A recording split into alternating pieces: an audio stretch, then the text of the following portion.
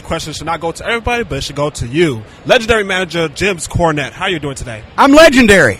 Yes, you are. I've also gone without sleep for 4 days, so anything could happen. Did that also happen in Philadelphia?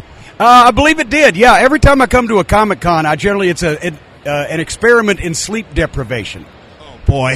So what brings you over here this weekend? Well, they said they were doing a little comic book convention, and I said, why shouldn't I be in Chicago, the Windy City at C2E2? We did the VIP last night.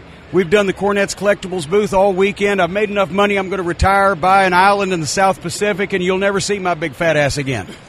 Now, you go by an island in the South Pacific. Who do you want to get away from? You, specifically, right now, actually. A little bit of everybody. The orange asshole in the White House would be good to start, although I don't know why I should have to leave my country just because 30% of it is stupid enough to elect a real estate fraud and a con man and a shyster and a pathological liar and a malignant narcissist. So I'm just going to wait. If the Mueller report can't get him, then we will in 2020, and then the world will be safe for democracy again. Oh, my God. Now, you've worked in Mid-South, Mid-Atlantic, now MLW. Tell me, what's your favorite promotion territory you've worked for? Oh, God. It depends on what stage of my career it was. Mid-South Wrestling was my first big area, which we got a break there. Jim Crockett Promotions and the NWA was national television and some of the biggest money that we made. I enjoyed working with Ring of Honor a few years ago, helping them get on broadcast television. Right now I'm enjoying MLW because it's a chance to keep my toe dipped in the water on commentary, which I enjoyed since I retired from managing. I don't get beat up anymore. I don't fall down on purpose, just every once in a while by accident. So it just depends on which stage of my career. And Ohio Valley Wrestling, where we trained a lot of the WWE developmental guys, John Cena, Randy Orton, Batista, Brock Lesnar, Shelton Benjamin, all those guys. That was a fun part. So it just depends on what era. You know, that's a good segue because I was about to talk about OVW. Your first look of John Cena when you first seen him, when he first entered OVW. Oh, I knew he was going to be a star because he had it all together. He had a great look, great physique. He was a tremendous athlete, but he was mature. Usually when the guys would come to Louisville, we'd have to find them a place to stay and maybe get them a car or some way to get around, transportation. John moved in a week early, found him an apartment, showed up right on time, ready for his first day of training. And by 2 weeks later, he was driving the ring truck to the events. So, we knew he was not only going to be a great star in the ring, but also he was going to be mature enough to carry it. And that's exactly what he's done. Any stories of Batista? Oh, Batista was not a natural. Oh, boy. I told him one time, I said, you know what? I said, if I could transplant my brain in your body, after a year, we could both retire. But I knew, he was going to have a short career. He was injury prone and he wasn't a natural wrestler, but he had that tremendous look.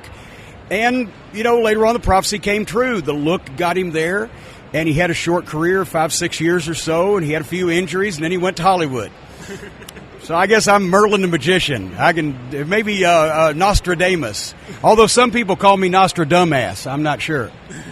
Now, do you have any quick stories from when you were in world class? I don't have any quick stories. They all take forever to tell. Well, they take forever, but I got a lot of time. Yeah, but I don't because I'm about to fall down any time now. I haven't slept. Remember that? No, world class was fun. Also, we spent about 6 months there. Dallas was a great place to live. Just we had opportunities elsewhere. We moved to Charlotte to make about double the money and get on national television. Speaking about money, from all the territories at that time, along with your time at Smoky Mountain, where did you make the most money? Well, the most money, Jim Crockett Promotions and the NWA in the 80s, if you adjust for today's money, we made quite a good amount of money. And then also I made a lot of money in OVW when I was doing my own thing, and we had the developmental program. And, actually over the past couple of years, to be honest, since I decided not to work for anybody but myself, I've failed miserably at retirement, and I'm doing better now than I have in 20 years. So I don't know. I somehow fail my way to success. Now, we talked about this a few days ago about Keystone Comic-Con and C2E2. Between those two travesties of how you got here, which one was more suited?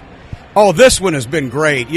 Keystone Comic-Con, the people in Philadelphia, they cheered the hunter that killed Bambi's mother for, they're just mean people up there.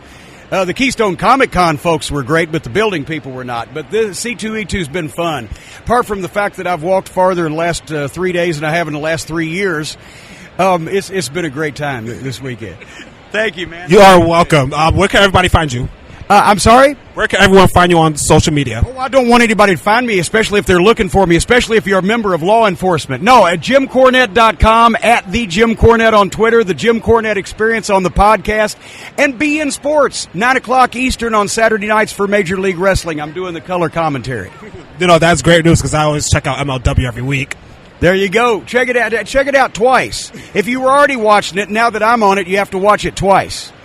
Twice and much more. So, Jim Cornette, thank you for stepping on the interview, and I hope you enjoyed the show. Thank you, man. I appreciate it. You're welcome.